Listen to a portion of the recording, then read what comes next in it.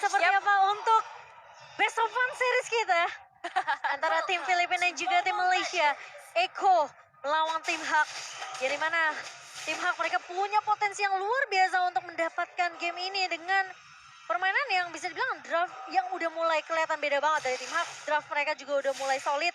Sekarang Xavier sebagai last picknya tentunya dengan Downing Light yang mungkin tadi udah dibilang juga sama Lim ya. Yep. Ini yang bisa ngepok ke area backline ya. Iya, dan dengan skor 2 sama mestinya pressure-nya akan cukup berbeda dan ngelihat juga drafting dari Eko yang udah mulai kembali mungkin ke posisi nyaman mereka kali ini dengan adanya Eve dari seorang Sanji yang bakal head to head dengan seorang Xavier.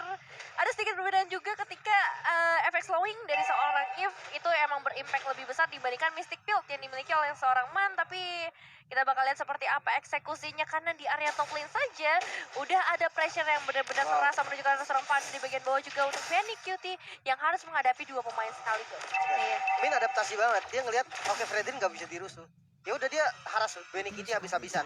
Dan dia maksa Yawinya itu untuk ke cover di arah gold lane sehingga midnya nggak bisa di-press. Ini yang mau bilang dia jadi observer aja, ngecek aja nih, kasih informasi kalau Yawinya di area bawah. Sementara Sanji juga bakal coba untuk menahan dengan memberikan sedikit damage ke arah seorang Min. Dan lagi-lagi yang Lim Koco bilang, prioritasnya Min sekarang udah bukan rusuh ke arah jungle ya karena Fredrin udah nggak bisa dirusuh. Tapi lebih ngefokusin gimana Benny Kitty ini bisa di pick off di awal.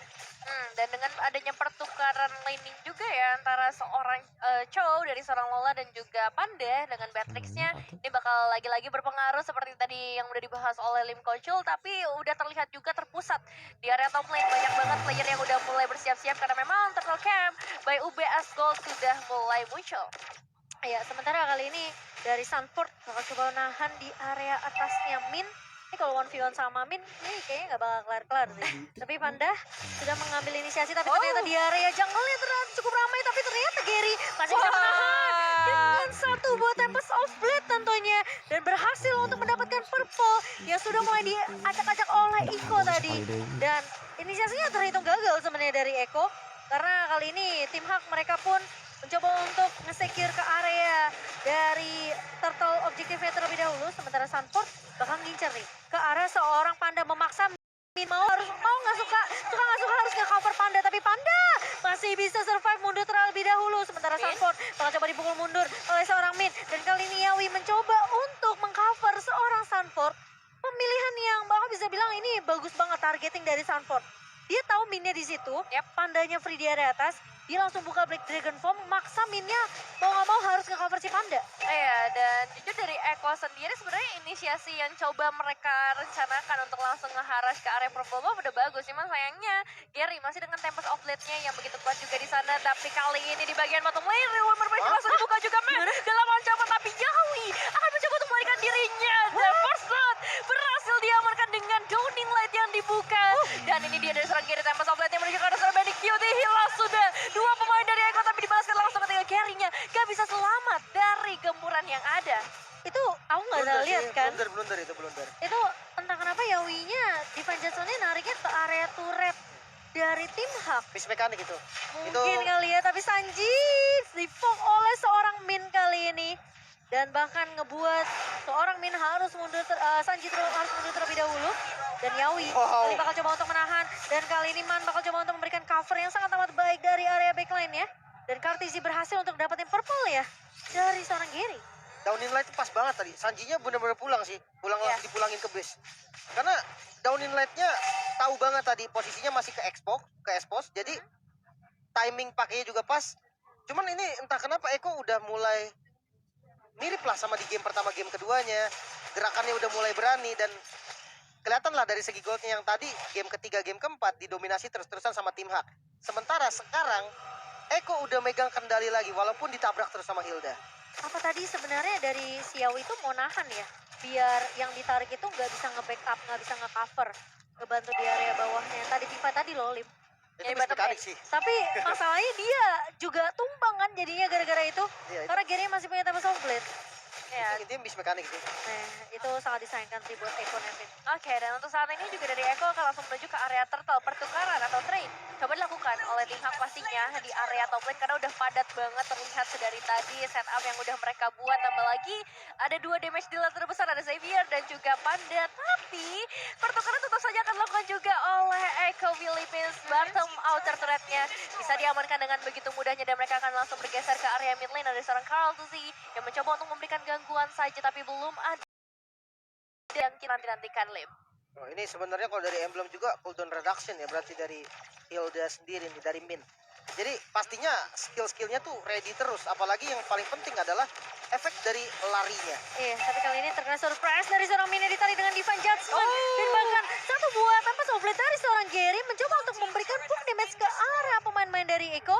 Namun tidak akan ada yang tumbang dari Echo. Dan Min mau tidak mau menjadi korban dengan adanya satu buah inisiasi yang dibuka oleh seorang Yawi tadi.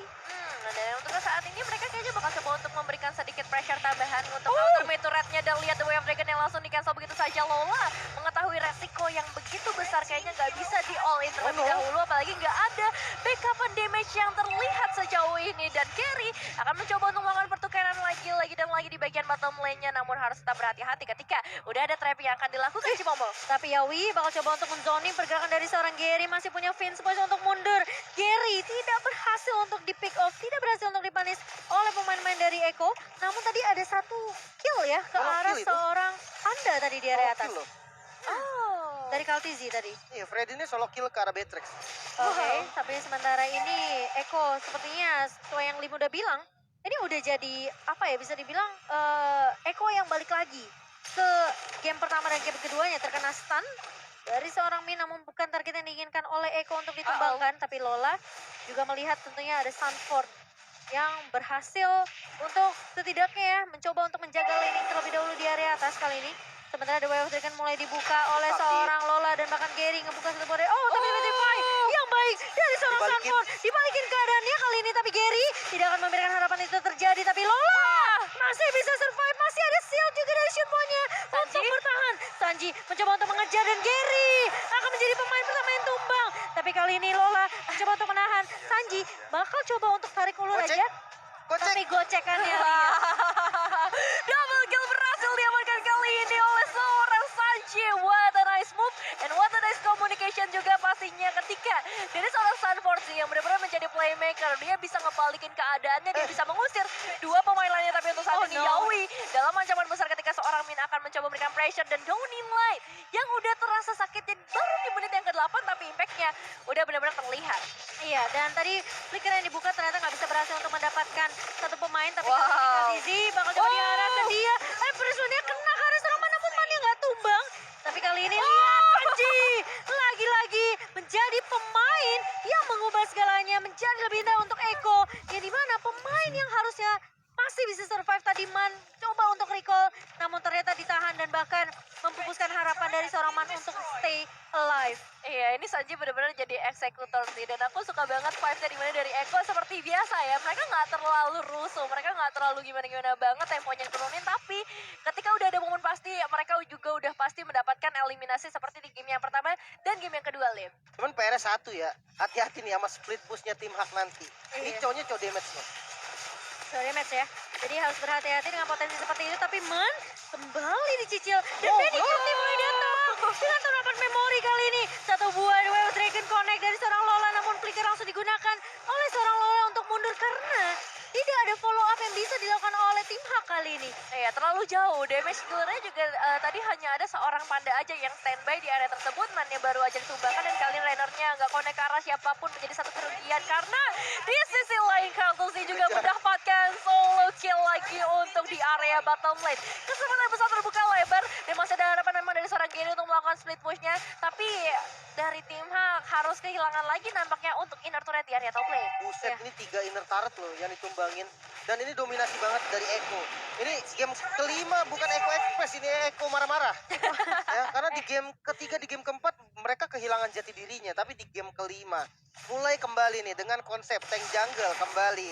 Dengan konsep high ground hero long range dari Sanji kembali digunakan. Inisiat tetap ada di Yawi, walaupun ada beberapa mismekanik yang terjadi entah kenapa oleh Yawi. Tapi intinya konsep semuanya masih sama, cuman karinya diganti Brody. that's it. Itu yang dibutuhkan Eko. Masih dengan positioning yang sama, masih dengan makro micro play juga yang sama dari seorang Benny Cutie. Meskipun dari karinya 3 game benar-benar di ban begitu saja, tapi Min ini bakal dikejar sama 3 pemain dari Eko dan bahkan Sanford.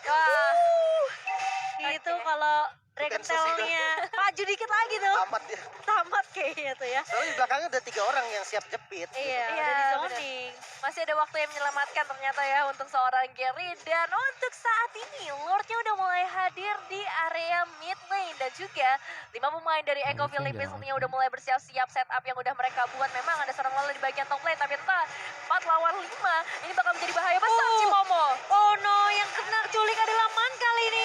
Dan bahkan dari Lordnya udah mulai masuk ke area base dari tim Hak. Sementara pemain-pemain dari Eko Philippines